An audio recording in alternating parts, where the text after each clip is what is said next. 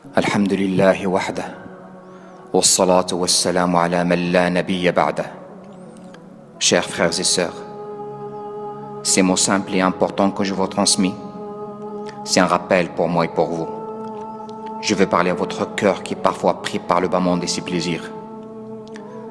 On est éprouvé par beaucoup de choses, le temps, l'argent, les enfants, le travail, la femme, les amis, jusqu'à ce qu'on oublie nos racines, notre premier amour saint, notre maman. Dans un hadith authentique rapporté par l'imam muslim de Abu Huraira qui a dit: le prophète sallallahu alayhi wa sallam a visité le tombe de sa maman par l'autorisation d'Allah subhanahu wa ta'ala, et il a pleuré jusqu'à qu'il a fait pleurer tout ce qui est autour de lui. Omar ibn al-Khattab radiyallahu anhu a dit: je n'ai jamais vu le prophète sallallahu alayhi wa sallam pleurer comme ce jour-là.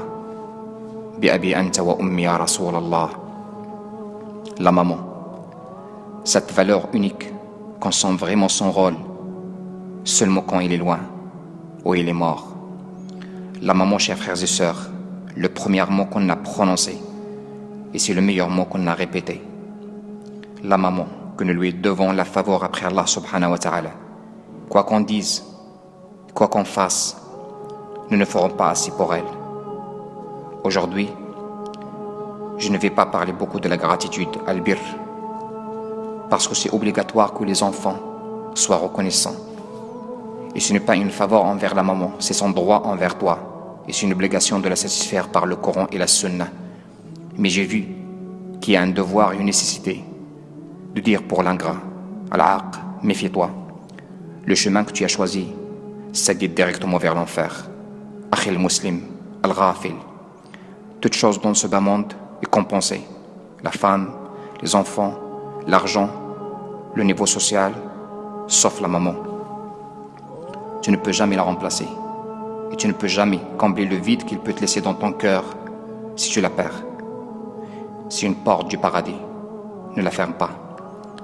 Chers frères et sœurs, croyez-moi, si on médite bien notre relation avec notre maman, on va trouver qu'on est loin de la satisfaire. De parler à voix haute avec ta maman, c'est une ingratitude, uquq. De dire ouf devant elle, c'est une ingratitude. De préférer ta femme et tes enfants et leur intérêt, c'est une ingratitude. Et que ta maman soit la dernière de ton planning. Et c'est rarement que tu prennes de ses nouvelles, car tu es pris par le bas monde, c'est une ingratitude.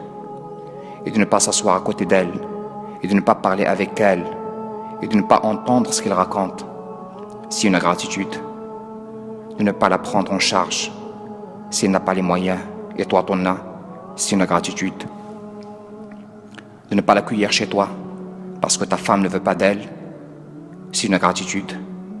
De couper les liens avec ta maman, c'est une ingratitude. Chers frères, on a besoin de revoir notre relation avec notre maman. Et on a besoin d'éduquer nos enfants sur l'obéissance de la maman.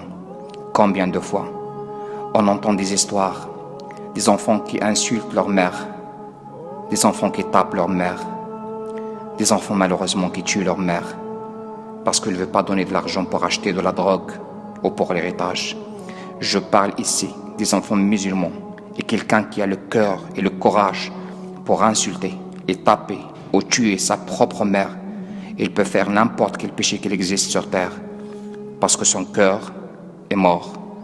Wallahi, mes chers frères, après la mort de la maman et le repentir de son fils ingrat, elle espère ce dernier que sa maman sort sa tête de son tombe pour l'embrasser et lui dire: pardonne-moi, mais c'est trop tard. Mets-toi dans ta tête, ayyuhal muslimu al-aqu li ummi, qui dit à sa maman: je ne peux pas t'accepter chez moi parce que c'est serré, que tu étais dans son ventre 9 mois. Elle t'a accepté avec un grand plaisir et c'était trop serré. Avant de manger akhil muslim avec ta femme et tes enfants, pose la question: est-ce que ta maman a à manger? Car lorsque tu étais petit, il ne mange pas avant que tu manges. Fais bouger la mémoire, akhil muslim, des années en arrière. Combien de nuits blanches a-t-il passé avec toi parce que tu étais malade ou parce que tu n'arrives pas à dormir? Et toi, tu ne sais même pas si elle est malade ou en bonne santé. Tu dors parce que demain tu travailles. Réveille-toi, Akhil al-Muslim, avant qu'il soit trop tard. Rifa' ibn Iyas raconte qu'il a vu Al-Harith al-Alki pleurer le jour de l'enterrement de sa maman, sans arrêt. Il lui a demandé pourquoi tout ça. Il a répondu, comment je ne pleure pas.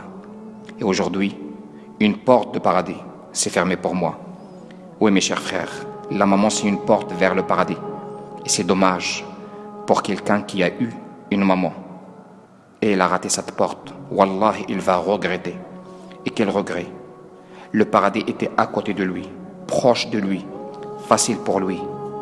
Une de ses portes était ouverte pour lui, mais il a ignoré jusqu'à sa fermeture par la mort de la maman. Akhil Muslim, toi et ton argent pour ta maman. Quand tu arrives à un certain âge ou à un certain degré social, prends d'elle que l'amour. Et dans tout, avec amour, et certainement tu es gagnant. Enfin, je lance un cri à haute voix. L'ingratitude vers la maman, c'est une ligne rouge, ne l'approche jamais.